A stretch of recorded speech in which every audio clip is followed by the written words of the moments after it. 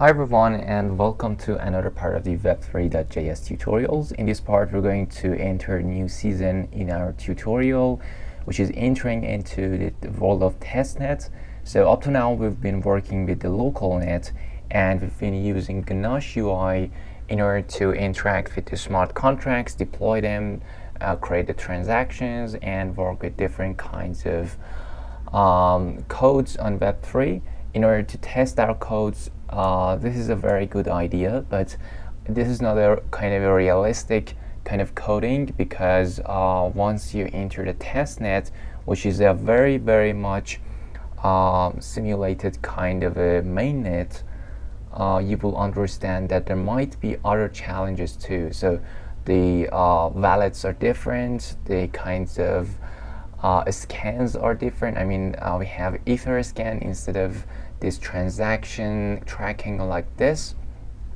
So it's a very different story once you switch to testnet and also mainnet.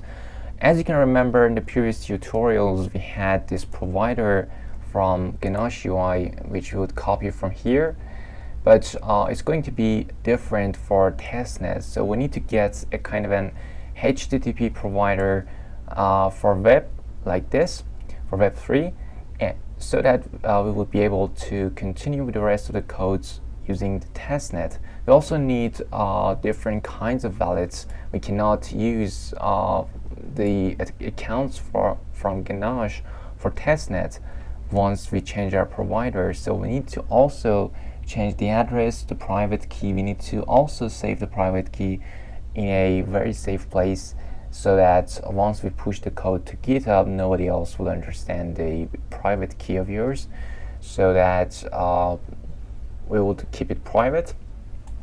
So now what we're going to do is to head over to our browser.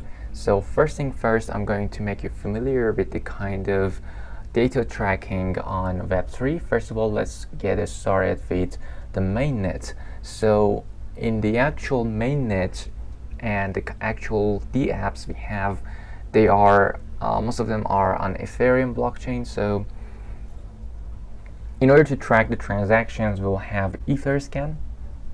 As you can see, we've got the Etherscan website containing different kinds of ways in which we can search for a transaction. You can search for an account address, you can search for transaction hash, block, token, name, and the domain name.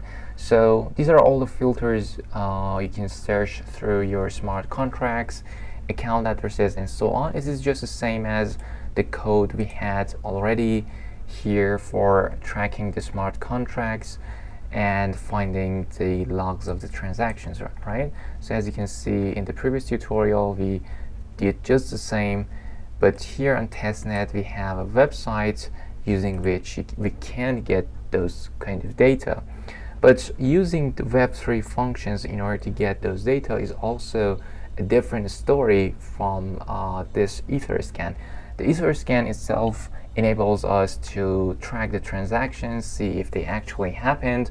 You can also use it as a kind of a receipt to the transfers and give it to the recipients, right? So for example, if I look for one of these blocks here, this is the latest block that has been mined 9 seconds ago, so I can click on it. As you can see, we have a number of parameters such as block height. As you can remember, we had it here in our code. It was amongst one of these parameters, block hash, addresses, and so on. So we'll get these data whenever we complete a transaction, and we see the JSON result regarding that. So here you can see some other data too. You can see consensus, information, comments, and so on. So if you search for kind of a specific a contract, we can find other kind of data. So for example, let me take a look at the smart contract has. Let me see if I can find it. Don't worry if you can. I can just copy this. I'm not sure if it's a smart contract or an address, but I can copy it. But this is block. As you can see, this is a block. So you can search by the block, by anything, and it will recognize what it is. So this is just an address, and you can check for the transaction, token transfer in terms of ERC20 token transfer. So later that we compile, deploy, and interact with the ERC20 smart contracts, we'll be able to track them from here. So for example, we buy an ERC20 token or sell it and search for that specific address that has done it, we'll be able to see that from here. So for example, here I've got an account in which I've got no Ethereum, but I've got a number of test tokens which for which I have done some transactions on Sepolia Testnet, right? So Sepolia Testnet has a different Etherscan called Sepolia Testnet. So this is the Sepolia Etherscan that I've searched, and the first link directed me to this page. This is a very same kind of an Etherscan. But notice that in above we have this Sepolia Testnet, which tells you that this is not a real world kind of transaction, right? But this is a very same story. So that's why testnets and mainnets are very much like each other. So now I can copy and paste the public key from my wallet and paste it over here. And once I click there, you can see I've done a lot of transactions before. And for example, I've bought a token.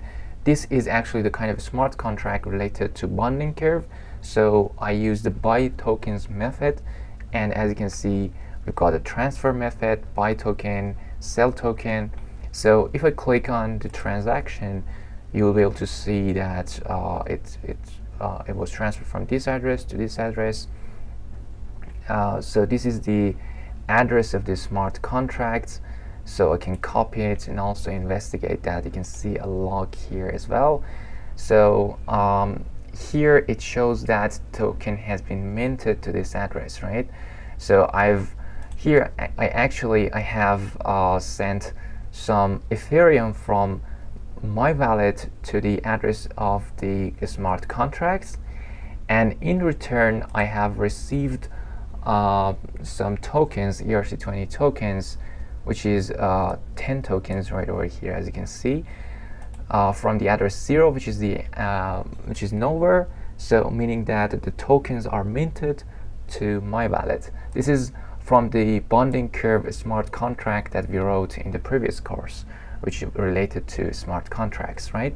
So now I can also search for the address of the smart contract, right? So we can copy it from here or the previous page, paste it over here. So once I do that, you can see token transfer ERC20, and there you will be able to see there is this transfer token transfer here. If you click on it, you can see the transaction hash, and as you can see, there are a number of it. So we have had a number of ERC20 token transfers and so on. So let me go back. You can see 12,000 logs here, right? I've done a lot of these transactions, tested them.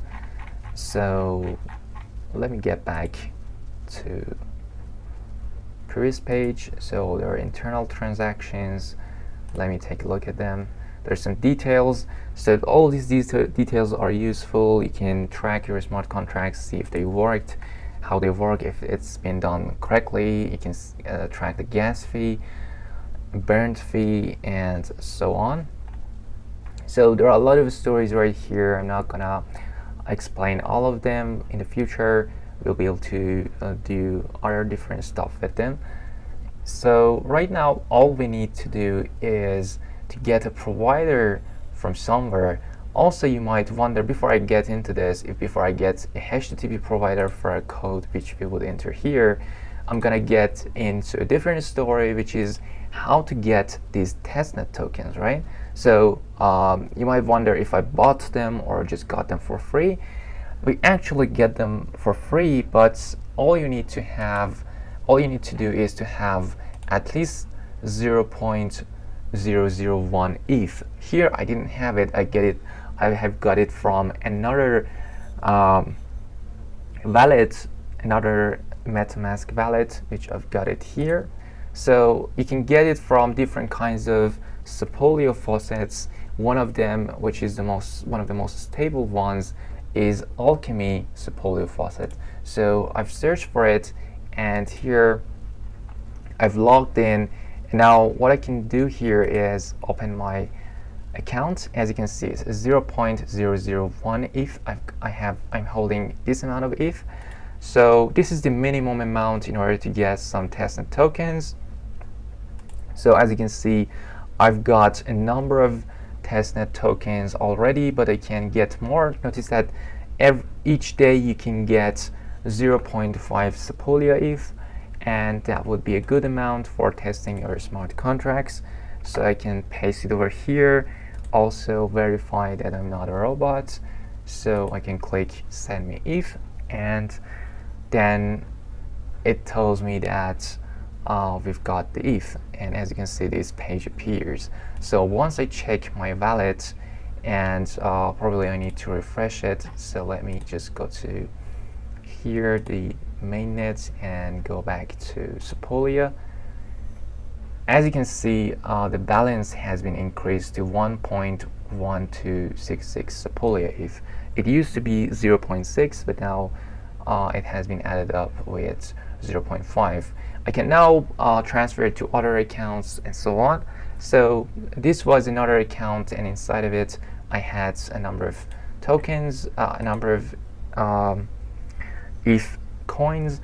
So it's about just 1.83 US dollars, not a lot of money, but notice that you need to have it in these days. Every faucet needs that. We have Sepolia faucet and Gorley faucet. Before this we used to have Rinkeby, Robston, but none of these work anywhere, don't work anymore.